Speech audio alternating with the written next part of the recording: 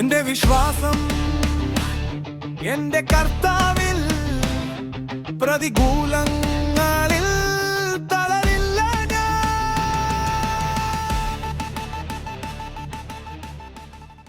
നമ്മളെല്ലാവരും വിശ്വാസത്തിൽ ജീവിക്കുവാനും വിശ്വാസത്തിൽ കാര്യങ്ങൾ നേടണമെന്നും നേടുവാനും ഒക്കെ ആഗ്രഹിക്കുന്നവരാണ്. എന്നാൽ പലപ്പോഴും നമ്മൾ വിശ്വാസമെന്ന് കരുതുന്ന കാര്യം നമ്മൾ തെറ്റിദ്ധരിക്കുന്നതാണ്. നമ്മുടെ വിഷസ് അല്ലെങ്കിൽ നമ്മൾ ആശംസിക്കുന്നത് ഒരു ആശംസ നന്നായി വരട്ടെ എന്നൊരു ആശംസ പറയുന്ന പോലെ ഒരു ആഗ്രഹം, അങ്ങനെ വിഷസുകൾ, ആഗ്രഹങ്ങൾ, ആശംസകളൊക്കെ ചിലപ്പോൾ വിശ്വാസമായി നമ്മൾ തെറ്റിദ്ധരിക്കാറുണ്ട്. ആഗ്രഹങ്ങളും പ്രതീക്ഷകളും ഒക്കെ തെറ്റിദ്ധരിക്കാറുണ്ട്. ഓ, അങ്ങനെ ഉണ്ടായിരുന്നെങ്കിൽ. ഈ പ്രതീക്ഷകളൊക്കെ വിശ്വാസമായിട്ട് നമ്മൾ തെറ്റിദ്ധരിക്കാറുണ്ട്. എന്നാൽ യഥാർത്ഥത്തിൽ അതിനുവേണ്ടി കാത്തിരുന്ന് ഒടുവിൽ അത് കിട്ടാതിരിക്കുമ്പോൾ നമ്മൾ നിരാശപ്പെടുകയും നമ്മൾ വിശ്വാസത്തിൽ നിന്ന് അല്ലെങ്കിൽ നമ്മൾ ആ പ്രതീക്ഷയിൽ നിന്ന് പിന്മാറിപ്പോവുകയും പിന്നെ നമ്മളൊരു നിരാശയുള്ള ജീവിതം നയിക്കുകയൊക്കെ ചെയ്യും. എന്നാൽ വാസ്തവത്തിൽ വിശ്വാസം നമ്മളിൽ ഉണ്ടെങ്കിൽ, ഇപ്പൊ ഭയമുള്ളവരെ നമുക്കറിയാം. ഒരാൾ ഭയപ്പെട്ടാണ് ഇരിക്കുന്നത്, ഒരാൾ പേടിച്ചിരിക്കുന്ന ആളെ കാണുമ്പോൾ നമുക്കറിയാം. പേടിയുടെ അങ്ങനെ ഭയത്തിന്റെ ഒരു അങ്ങേയറ്റത്തെ സിവിയർ കേസാണ് പുള്ളി പിച്ചും പെയ്യൊക്കെ പറഞ്ഞുകൊണ്ടിരിക്കും. പരസ്പര ബന്ധമില്ലാത്ത കാര്യങ്ങൾ പറയും പേടിച്ച്, അല്ലെങ്കിൽ പമ്മി നടക്കും, പാത്ത് നടക്കും, ഒളിച്ചു നടക്കും. ഇതെല്ലാം ഭയത്തിന്റെ ലക്ഷണങ്ങളാണ്. ഇതുപോലെ തന്നെ വിശ്വാസത്തിൽ ജീവിക്കുന്ന ഒരാൾക്ക് ആ ലക്ഷണമുണ്ട്. ഇത് നമുക്ക് തീർച്ചയായിട്ടും യേശുവിൽ നിന്ന് നമുക്ക് പഠിക്കാൻ പറ്റും.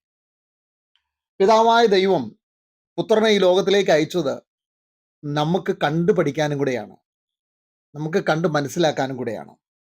യേശുവിനെ നോക്കി അറിയാം, Yeshu is a perfect in faith. വിശ്വാസത്തിന്റെ പൂർണ്ണതയാണ് കർത്താവ്. യേശു കർത്താവിന്റെ അടുക്കൽ ഇതെങ്ങനെയാണ് കാര്യങ്ങൾ, ഈ അത്ഭുതങ്ങളൊക്കെ എങ്ങനെ നടക്കുന്നത് ശിഷ്യന്മാർ ചോദിച്ചു പറഞ്ഞു, വിശ്വാസം കൊണ്ട് ഇതെല്ലാം നടക്കും. കർത്താവിൽ ഒരു തികഞ്ഞ വിശ്വാസം ഉണ്ടായിരുന്നു. ഇതെങ്ങനെ നമുക്ക് തിരിച്ചറിയാൻ പറ്റും? വലിയ തിരമാല, കൊടുങ്കാറ്റ്, കടലിളകി മറിയുന്നു, അതിനിടയിൽ ബോട്ടിൽ സഞ്ചരിക്കുന്നു.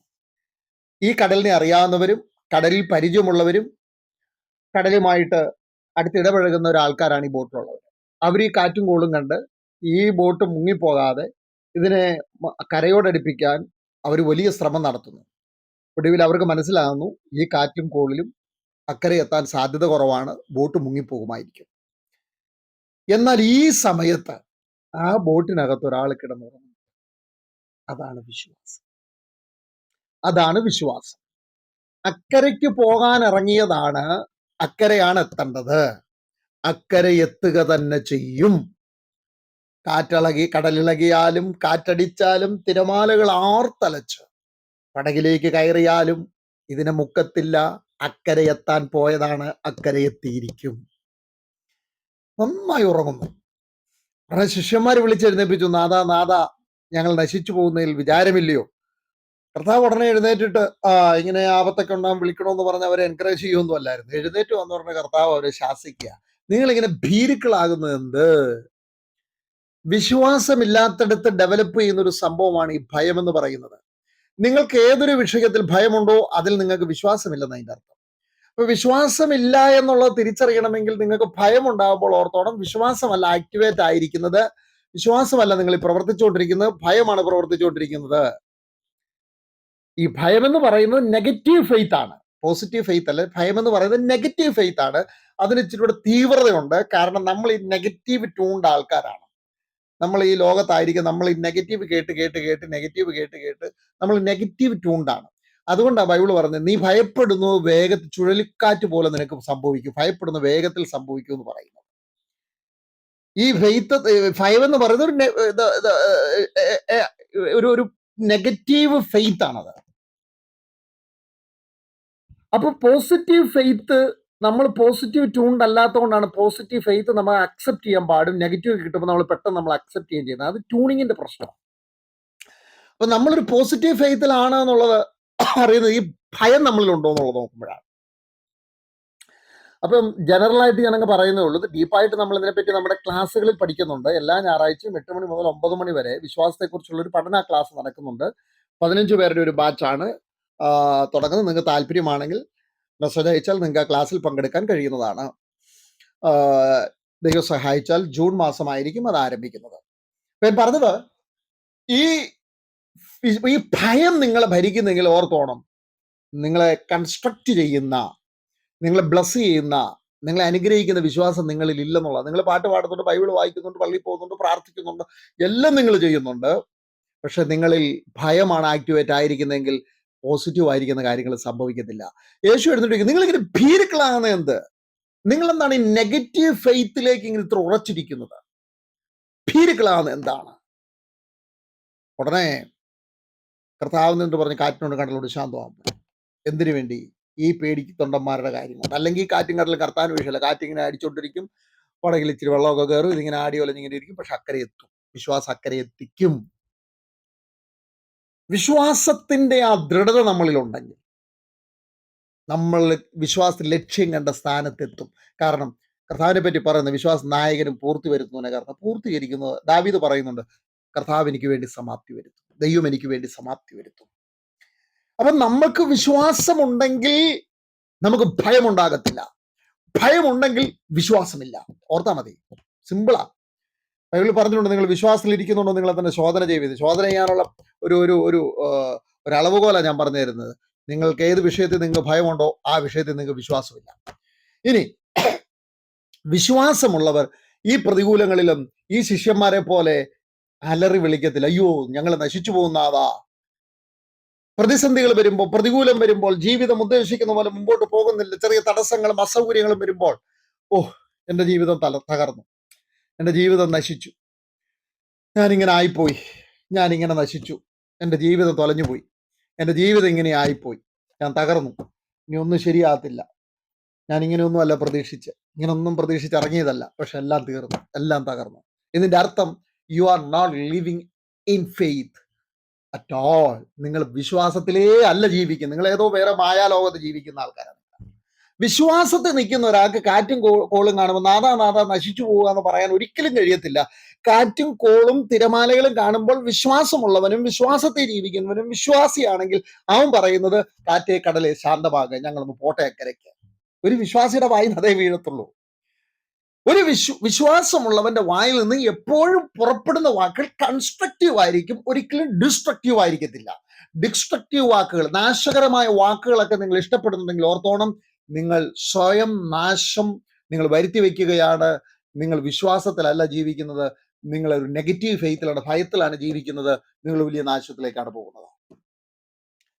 വിശദമായ പഠനം നമ്മുടെ ക്ലാസ്സുകളിലുണ്ട്. നിങ്ങൾ ഈ വിഷയത്തിലും ഈ പറഞ്ഞ ഭാഗത്തും നിങ്ങൾ ദയവായി ക്ലാസ്സിൽ പങ്കെടുക്കണമെന്നാണ് ഞാൻ ആഗ്രഹം. ക്ലാസ് ടോട്ടലി ഫ്രീ ആണ്. നിങ്ങൾ അതുകൊണ്ട് പേടിക്കൊന്നും വേണ്ട. മറ്റു ഫീസോ കാര്യങ്ങളോ ഒന്നുമില്ല. ഫ്രീ ആയിട്ടാണ് ഈ ക്ലാസ് നടക്കുന്നത്. അപ്പോൾ വിശ്വാസത്തിൽ ഇരിക്കുന്നോ എന്ന്, നമുക്ക് വിശ്വാസമുണ്ടോ എന്നുള്ള ഒന്നാമത്തെ അളവുകോലാണ്, ഒന്നാമത്തെ മെഷർമെന്റ് പോയിന്റ് ആണ്. നിങ്ങളിൽ ഭയമുണ്ടോ?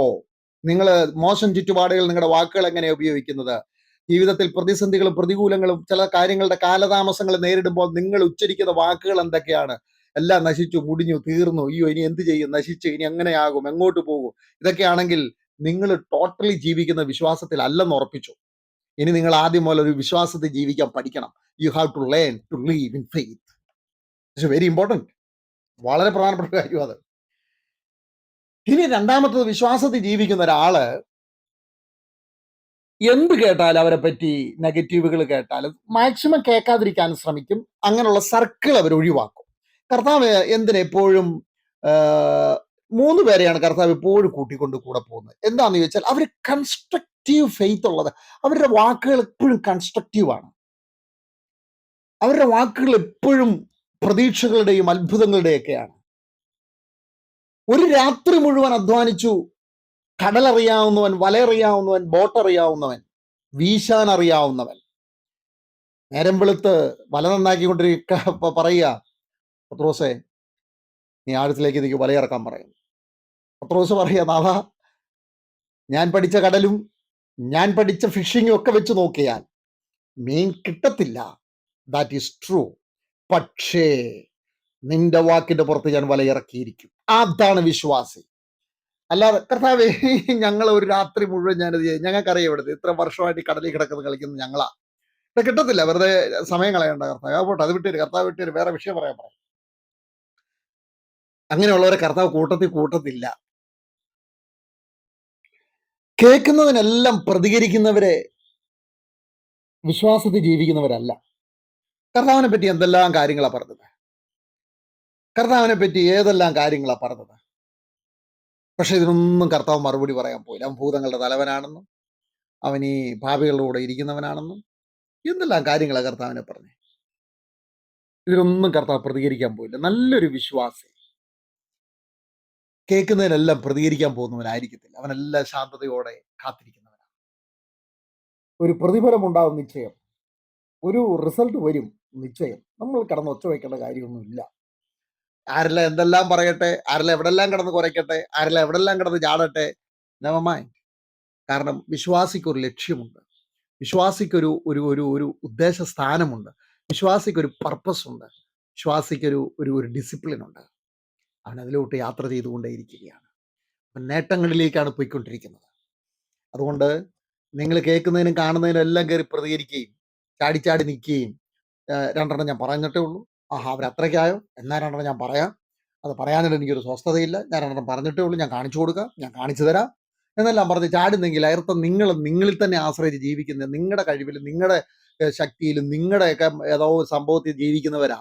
നിങ്ങൾ ദൈവകൃപയിലും വിശ്വാസത്തിലും ഒന്നും ജീവിക്കുന്നവരല്ല. വിശ്വാസത്തിൽ ജീവിക്കുന്ന ഒരാൾ ഇങ്ങനെ പ്രതികരിക്കത്തില്ല. അവർ പറയും കർത്താവ് അറിയാതെ അതൊന്നും സംഭവിക്കത്തില്ല, എല്ലാം നല്ലതിനാണ്, എല്ലാം നന്നായി വരട്ടെ, എല്ലാം നന്മയായി തീരട്ടെ. ഏത് പ്രശ്നം വന്നാൽ അവനൊരു ശാന്തതയുണ്ട് അതിനകത്ത്. ഏത് പ്രശ്നം വന്നാൽ അവനകത്തൊരു സമാധാനമുണ്ട്. അവനെ ബാധിക്കുന്ന കാര്യമായിട്ട് ഏത് വിഷയമാകട്ടെ അവനൊരു സമാധാനമുണ്ട് അതിനകത്ത്. യഥാർത്ഥ വിശ്വാസിയുടെ ലക്ഷണം അതാണ്. അപ്പൊ നിങ്ങൾ മനസ്സിലാക്കണം, നിങ്ങൾ വിശ്വാസത്തിലാണോ ജീവിക്കുന്നത്? വിശ്വാസത്തിലാണ് ജീവിക്കുന്നതെങ്കിൽ ഈ ലക്ഷണങ്ങളൊക്കെ നമുക്കുണ്ടാവും. അതുകൊണ്ട് സ്വയം ഒന്ന് ശോധന ചെയ്യുക, ഞാൻ വിശ്വാസത്തിലാണോ ജീവിക്കുന്നത്. ഇനിയും അനേക കാര്യങ്ങൾ നമുക്ക് ഇതിനകത്ത് പഠിക്കാനുണ്ട്. വിശദമായി ഈ ഓൺലൈനിൽ ഞാൻ പറയുവാൻ ആഗ്രഹിക്കുന്നില്ല. നമ്മുടെ ക്ലാസ്സിൽ പങ്കുകൊള്ളാൻ ഞാൻ ആഗ്രഹിക്കുന്നു. എല്ലാവരെയും ദൈവം അനുഗ്രഹിക്കട്ടെ.